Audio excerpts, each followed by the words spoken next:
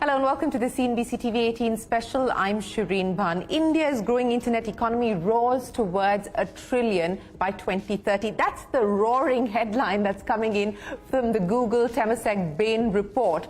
But there is a lot of other data and a lot of other nuance that we need to consider looking at as well. Sample this just for context. If you take a look at India versus other large digital economies, what's the trend that the report highlights? The rise in online usage has put India ahead of the world's largest digital economies. Indians spend an average 6.5 hours online a day. That's higher than China, but it's still lower than the US. The highest daily social media usage is in India of 2.8 hours versus the global average of 2.5 hours. At least 1.6 hours are spent daily watching online videos, and that number is 1.3 hours in the US. With average 65 yearly digital payments per person, India is ahead of both China and the US. Well, to talk about the highlights of the report, and more importantly, what India's internet economy could look like by 2030, I have with me a special guest today. Sanjay, thanks very much for joining us. Vishesh and Parijat, appreciate your time as well here on this conversation. I'm going to ask the three of you the first opening question, and Sanjay, I'll start by asking you. I just give a very quick snapshot of some of the numbers that the report highlights. What, to your mind, is the big number and the big takeaway attached to that number? Yeah, first, thank you for having us here. I think the big thing in my mind is the fundamental, foundational shift that we're seeing at this moment today on three aspects. One is on consumer. We think about India as rural and urban consumers as being very different. But if you look at this report, it shows that the consumers in tier 3, tier 4 towns is as adaptable, as keen to really get on to digital. One. Second, we think of digital economy through startups. But you find in India, both large and small traditional businesses are really investing deeply and powering the digital economy forward. And third, the leap from UPI to ONDC. So I think all these three fundamental shifts, in my mind, is what stands out. So therefore, we feel very confident, and I feel personally very confident, that we are ready for the big leap as India in getting to a $1 trillion digital economy. You know, speaking of that big leap, Vishesh, and I'll put that question to you because, you know, as the report says, we are currently in the midst of a digital decade. And the question now is, 2030, do we get to that $1 trillion? And the report believes that we will get to that $1 trillion in terms of the internet economy. The big takeaway for you and the biggest number that you're going to focus on? So thank you, Shereen, for having me on the show. I think, you know, there are a lot of important numbers in the report, right? Obviously, you have the 1 trillion, you have all the statistics that you just spoke about. To me, the fundamental underpinning is actually a very different number, right? For me, the most important number in the report is the per capita GDP of going from $2,500 to $5,000. Exactly, $5,500, because that is the underpinning of not just the internet economy in India, but of Indian growth as a whole, right, across sectors. And I'm personally quite confident that we will get there. Our trajectory is very good. But, you know, if you were to point a gun at my head and say, what's the biggest risk to the numbers in this report being achieved, I would say it is that $5,500 of per capita GDP. Because it's not just the absolute number, the complexion of what people do, how they consume, once they hit, you know, $2,500 per capita GDP, changes very materially. From a very essentials-driven consumption spend, it moves a lot into discretionary spends. And that is actually what creates, you know, large businesses. That is what creates disproportionate value across the value chain. So to me, you know, that's the biggest number to focus on, and I'm quite confident that we get there. It is, yes, you're right in pointing that out. It is, in fact, the biggest opportunity, but also perhaps the biggest risk at this point in time as we speak. But, you know, you've preempted the point that I was trying to raise with you, and Parijat, let's address that issue with you. You know, to the point that was made just now by Vishesh about getting from 2,500 to 5,500 by 2030, and that's really going to be the answer perhaps to bridging this gap between the addressable market and the monetizable market. Because here's also what the data tells us, that just 1% of Indians account for 45% of all flight passengers. The top 5% of Zomato's users are responsible for 33% of all orders placed on the app. Even UPI, 6.5% of UPI users are responsible for 44% of the transactions. So a lot of what this report talks about is predicated on that 2.5 becoming 5,500, correct? So there is absolutely concentration of consumption of spend that exists today. I think behind the 2,500 to the 5,500 change is also a transition in household income that has already been underway. So, if you go back to 2015, 2018, 1 in 6 households, 1 in 7 households was upper or middle income. By 2030, we actually see that, 1 in 2 households will be middle or upper income.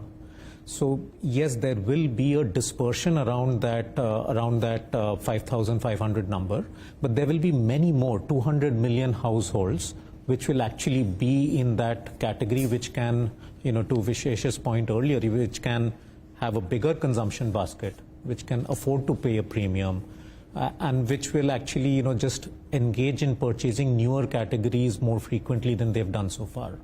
Yeah, and that is the bet that everybody at this point in time is making. So Sanjay, let's address this in the context of what each one of you is going to be doing in this market. And let's talk about it starting from a Google perspective.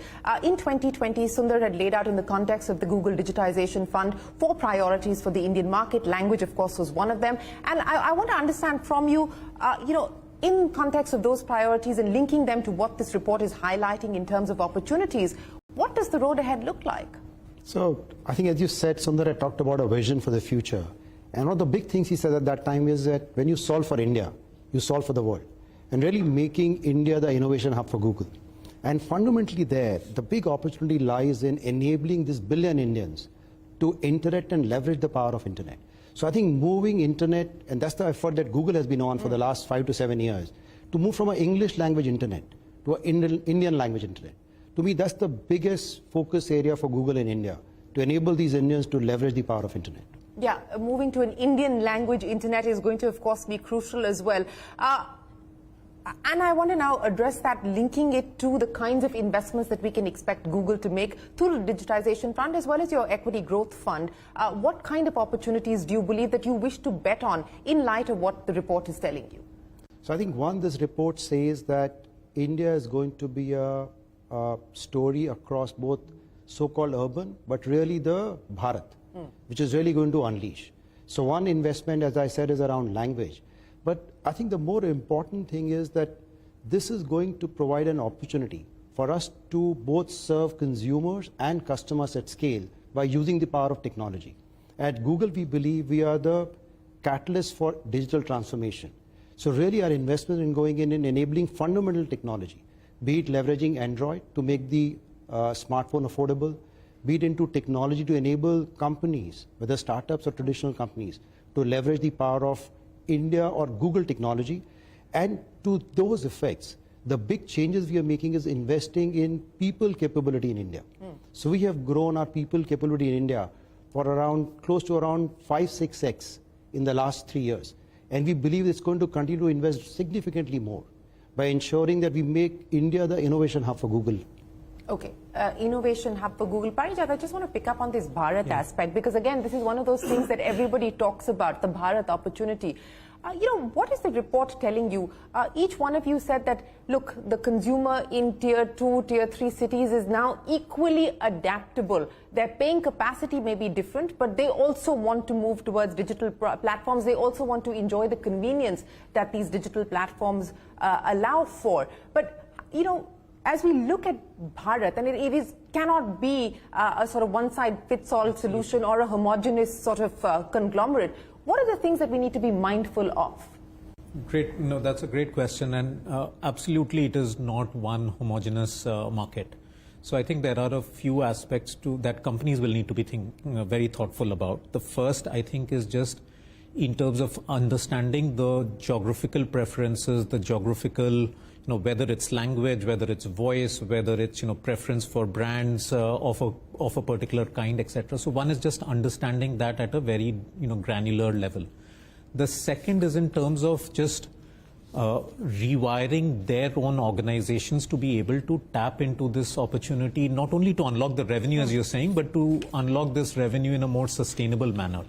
And for that, it means going back to using more technologies, using newer technologies. NLP is one, Gen AI would be another one, where you really try and drive more productivity, more efficiency into existing operations. So I think that's going to be the second one. And the third, frankly, is going to be in terms of just how do they reconfigure their organizations to do this. So one is using the tools and technology. Yeah. The third is really just how do they change their organizations to go after this. Right. Vishesh, and I want to address this with you in the context of what's happening with the Indian startup ecosystem, because clearly when we talk about the Indian internet economy, this is going to be one of the pillars, one of the growth drivers. Currently, in this environment where, it's hard to access funding for a lot of the startups in this universe, there is, I would imagine, what you would call creative destruction that's taking place. How much do you believe that this is going to impact the growth of the ecosystem in the near term, in the short term, and what are the opportunities that you foresee? So I'll answer at two levels, right? One is at a slightly philosophical level, so please bear with me. But if you zoom out and if you look when at... the times get tough, investors get philosophical, is it? You're forced to. But, jokes apart, I think if you zoom out and you see, you study the nature of any progress across industries, right? It may look like it's a straight line, but actually there's a lot of ebbs and flows, right? It seldom moves like this. It always moves like this, right? And I would argue that, one causes the other. So a frenzy in optimism causes, excess funding, excess valuations, which then causes companies to try things that, haven't been tried before because they need to grow into those valuations, which then leads to failure, which then leads to, cutting back, and which leads to investor sentiment going down. So it's all kind of part of a natural cycle. I think we are, again, I'm optimistic. I think we are at the fag end of one such cycle. Okay. We've seen, the biggest frenzy in our times. Again, just to zoom out, when COVID happened, everyone was caught like a deer in headlamps, right? We didn't know what was going to happen, whether our way of life would change forever. And then within 3 to 4 months, there was, a very clear impetus to certain businesses, right? The entire digital ecosystem benefited a lot. And that was partly reflexive, partly, I would say, very primitive reaction that, this is going to change the world and, let's jump in. Right? That played out for a bit. The cycle that I was talking about played out for a bit. And then, COVID went away. We came back to a normal way of life. And, some of the excesses got washed out. And I think we are in that phase where, those excesses are washed out. I think we have taken the positives. The way we all work is, hopefully going to be different at all points in the future from what it was in the past.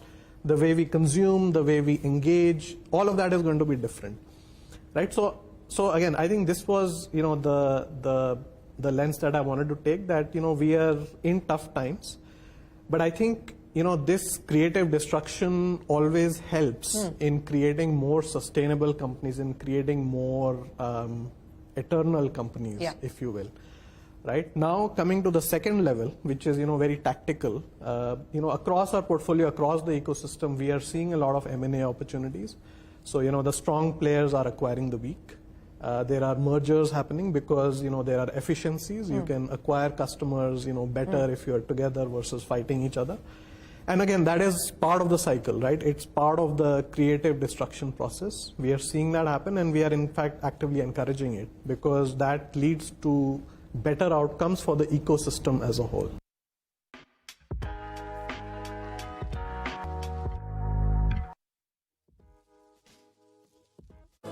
CNG is good, but to get something, you have to give up something. OMG! It's CNG!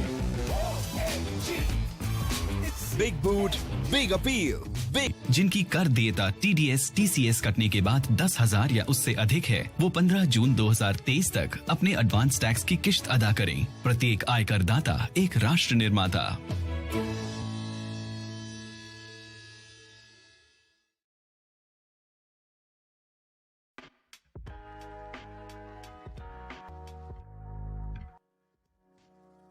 the digital export opportunity. I mean, there's been a lot of headlines around, you know, UPI moving out of India and being adopted by other countries. We don't know how this model is going to work, what it's eventually going to mean as far as the country is concerned. Yeah. But let's talk about the digital export opportunity. On the services side, on the IT services side, I mean, we've seen what it's done for the Indian economy. What kind of potential do you foresee, and which are the sectors that you believe we should focus on? Yeah. No, you're right, and it's absolutely been a great success story on the services side. You know, from the sectors that we have looked at for this report, most of them are dominated by the domestic opportunity, and you know, we also feel that that's actually good because it makes the opportunity more resilient. It makes the opportunity more, you know, contained, if you will, based on, you know, drivers that we see in here. Of course, there are sectors in here which absolutely have a significant export potential. So SaaS, for example, is one of them. It clearly, even today, is a very significant export-led opportunity. We think that that is absolutely going to, you know, grow very fast, and it'll remain export-led. I think there are, you know, aspects of B2B e-commerce or B2C e-commerce where, as the models get proven in India, you know, they will become more applicable for that. The, you know, the right model for a Malaysia or an Indonesia or a Vietnam is likely to be something that's actually worked in the Indian, you know, in Indian real life situations. And so that could very well be an opportunity. We haven't really gone into that, so that's potentially an upside from here on. Right. Sanjay, you know, what I want to understand from you, and you talked about the incubation potential of India in the context of emerging technologies, and today everybody's talking about generative AI, and, you know, how much of a role is India going to play within that context? What is the role and relevance of India in an AI world? So I think interesting question, and let me pull back and look at India from a 30,000 feet. We will talk about this question. I think if I reflect back, I started working in 1991, and at that time, liberalization has just happened. Yes. And we became from a country which worried that can we compete, to started to compete in next 20 years, 25 years. That then 10 years after that, last 8-9 years have been all around building digital infrastructure for India as a country, to really help people take or companies take the next leap. I think the next 10 years is about India innovating and using things like generative AI. Because one of the big powers that we have is the capability of talent in this country. When you look at the AI talent, India has the most competent AI talent in the world. And interestingly, we have the biggest problems to solve. And as Vishesh said, we have the income now growing from 2,500 to 5,000. That confluence of forces doesn't happen very easily. So I think we are in that interesting phase.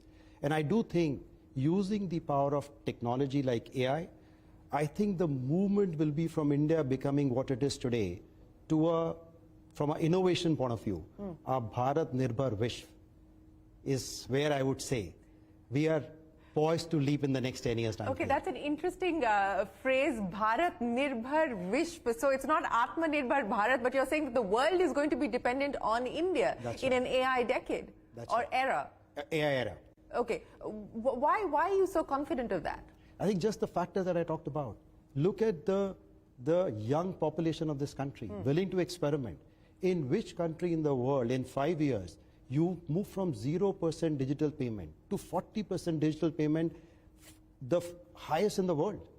So we have shown by demonstrating the power of embracing technology and delivering breathtaking results. So I do think that confidence of having delivered it over the last 8 years gives me the confidence.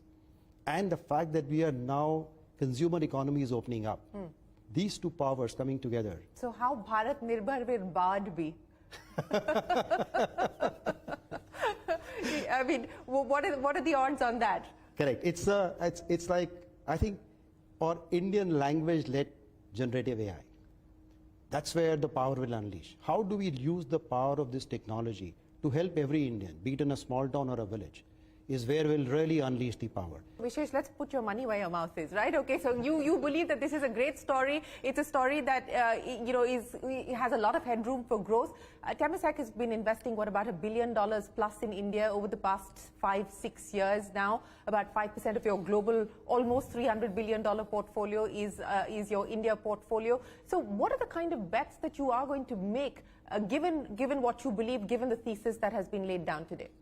So, we have a fairly diverse portfolio, as you know. A large part of it is in the tech and consumer space, which is where, all the excitement happens, which is where daily disruption, creative destruction, new business models emerge. And for us, it is important to be active participants in that space because it impacts not just value creation within that segment, but it actually impacts value creation in a lot of traditional old economy companies. I think we spoke during the session earlier about how fintech, payments is enabling unlock of credit to a large number of MSMEs, which was not present earlier. Yeah. And the biggest beneficiaries of this is actually, guess what? The banks and the NBFCs, right, which are already large parts of our portfolio. So for us, how health tech is going to impact hospitals, how how social media is going to impact, how people shop, how, AI is going to impact IT services. These are all very important and fundamental questions to stay on top of. So I think to answer your question specifically, we continue to see opportunities across the spectrum. We continue to see value in old economy companies. We continue to be very, very focused on technology, on the consumer space. Within that, we have made a lot of investments on D2C models. Yeah. We have made a lot of investments in health, wellness, in fintech, in healthcare delivery. So I think we will continue to see opportunities across the spectrum, and we are happy to put more dollars where our mouth is. So the billion will double, triple. What will happen to it over the next 10 years? Look, this requires a crystal ball to gaze, but but we are also very bottom-up investors, right? So we are, right. Opportunities. When a good opportunity comes up, we are able to put billions of dollars into it, as you've seen, and then we can also do a 20 million small investment just to see how something. So I won't put a number to it, but I think we're quite optimistic. Fair enough. Parijat, I want to pick up on what we just heard there from Vishesh and link it to what Sanjay mentioned as well. So we've gone from UPI now to ONDC, and there's been a path in terms of regulation, in terms of creating a much more facilitative environment and an enabling environment. What are the lessons to be learned from the previous decade? And as we look forward, what are the recommendations that you believe we need to factor in to ensure that everything that we've just spoken about is in fact realized? Yeah. I think there's a few learnings from the previous decade for sure. So I think the investments in the public digital infrastructure, I don't think we would have probably visualized the benefits or the potential applications of that at the very start. And I think that goes back to what Sanjay was making around innovation.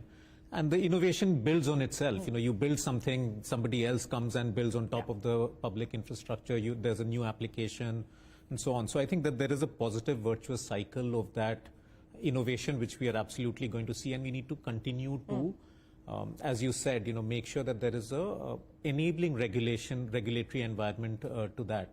There is absolutely, I think, questions around security, around privacy that we all need to be mindful of, and especially as we go into into an environment where data is extremely valuable. I think that needs to be something that's important, that we figure out what the right use and the guardrails for that are.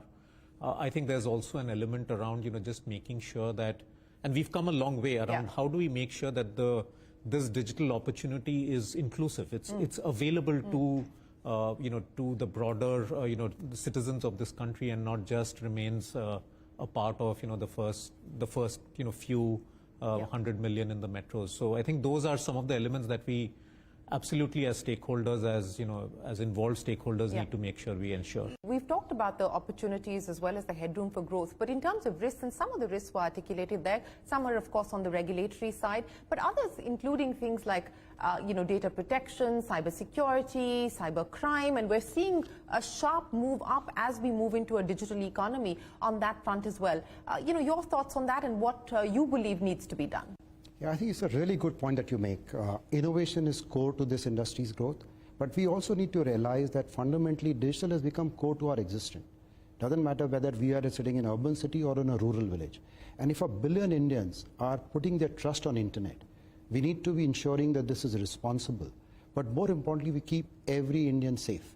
So to me, that's the most important thing to solve for. Regulatory or any other moves that we make as companies, at the core of it, that needs to be the fundamental thing.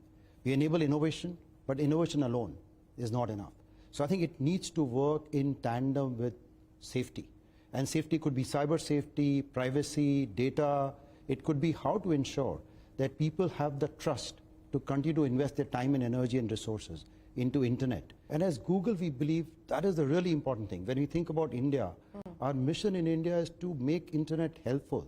But second thing we say is safer for 1 billion Indians. So what is the priority on making it safer, accessible, inclusive, we've talked about. How do you make it safer, from a company perspective? I think the reality is the new internet users who come on board are vulnerable fundamentally. They have not been on internet before. They're using it for the first time.